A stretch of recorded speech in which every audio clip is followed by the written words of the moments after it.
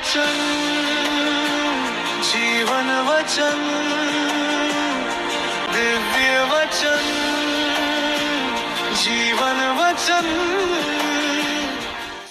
सबको जय यीशु ख्रिस्त में प्यारे भाई और बहनों, आज के पवित्र पाठ कल की ही घटनाओं की एक बहुत ही सुंदर और गहरी निरंतरता है। कल हमने देखा था कि कैसे एमाउस जाते समय चेलों की आंखें खुली और कैसे मंदिर के सुंदर फाटक पर एक लंगड़े भिखारी को नया जीवन मिला। लेकिन आज हम देखेंगे कि उसके ठीक बाद क्या हुआ। जब जीवन में डर और उलझने हमें घेर लेती है और हम चेलों की तरह खुद को निराशा के कमरे में बंद कर लेते हैं, तो क्या होता है? क्या ईश्वर हमारे उस बंद कमरे में आ सकता है? प्यारे भाई और बहनों, आज के पवित्र सुसमाचार में हम कल वाली उसी कहानी को आगे बढ़ते हुए देखते हैं। एमाउस से लौटे दो चेले कमरे में बैठे बाकी चेलों को अपना अनुभव बता ही रहे थे कि अचानक जीवित प्रभु यीशु उनके बीच आ खड़े होते हैं। प्रभु यीशु के आने पर चेलों की प्रतिक्रिया क्या हुई होगी, आप समझ सकते हैं। क्या वे खुश हुए थे? नहीं, वे घबरा गए और डर गए, क्योंकि वे सोच रहे थे कि कहीं वे कोई भूत या परछाई तो नहीं देख रहे हैं। प्यारे भाई और बहनों, जरा सोचिए, वे यीशु को एक परछाई क्यों समझ रहे थे? क्योंकि जब हम अपने दुखों और डर के कमरे में बंद होते हैं तो हमें ऐसा लगता है कि ईश्वर तो बस एक विचार है, वो हमारी इस दर्द भरी असल जिंदगी में सच में मौजूद नहीं हो सकता है। लेकिन यीशु ने उनके उस डर को भगा दिया। और कैसे भगाया? यीशु ने बहुत ही कोमलता से कहा, तुम्हें शांति मिले। और उसके बाद यीशु ने कहा, मेरे हाथ और पैर देखो, मुझे छू कर देखो। प्यारे भाई और बहनों, जब प्रभु यीशु मरे हुओं में से जी उठे थे तो उनका शरीर एक नया और महिमामय शरीर था। वे चाहते तो उनके शरीर पर किसी भी चोट का कोई निशान नहीं रहता, लेकिन फिर भी यीशु ने अपने हाथों और पैरों पर उन कीलों के निशान रहने दिया। उसकी वजह क्या है? कलीसिया के संत और महान संत और विद्वान हमें बताते हैं कि यीशु के वे घाव अब हार या कमजोरी के निशान नहीं थे, बल्कि वे मृत्यु और पाप पर मिली जीत की निशानी थी। यीशु हमें दिखाना चाहते हैं कि क्रूस पर मिला दुख उनकी कहानी का अंत नहीं था। साथ ही यीशु ने वे निशान इसलिए भी रहने दिए ताकि वे हमें दिखा सके कि मैं तुम्हारे दर्द को समझता हूं। वे महिमामय घाव हमें यह भरोसा दिलाते हैं कि मेरे शरीर पर भी चोट लगी है, मैंने भी दर्द सहा है, इसलिए तुम्हारा दुख मेरे लिए अनजाना नहीं है।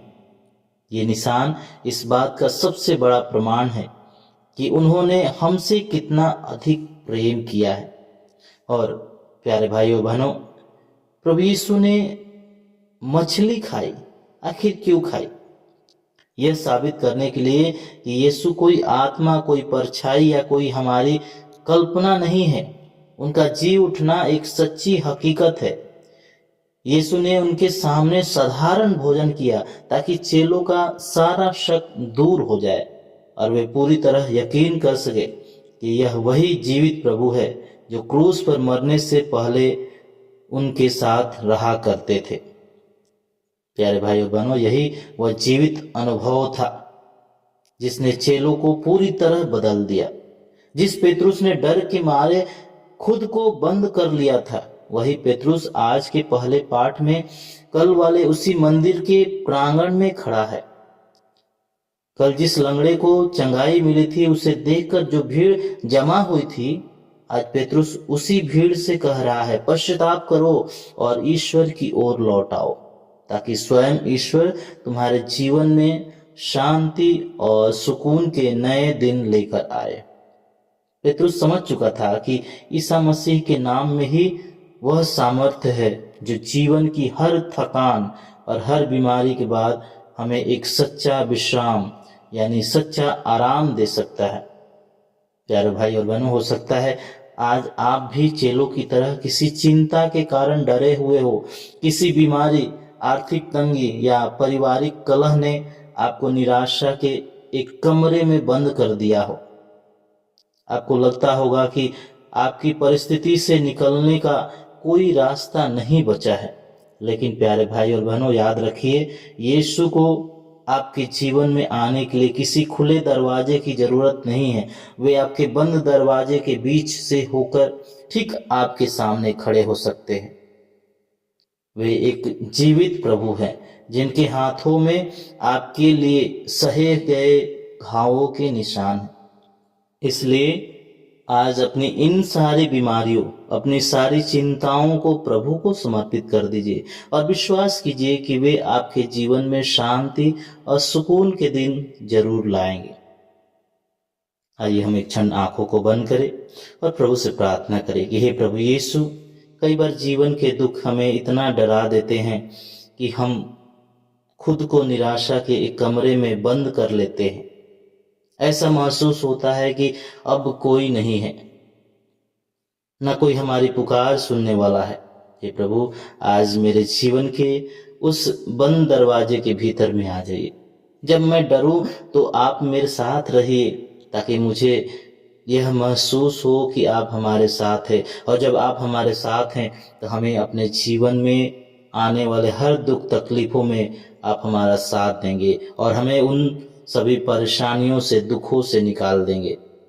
हे प्यारे प्रभु यीशु, मेरे डरे हुए हृदय में अपनी वह शांति भर दीजिए जो दुनिया नहीं दे सकती।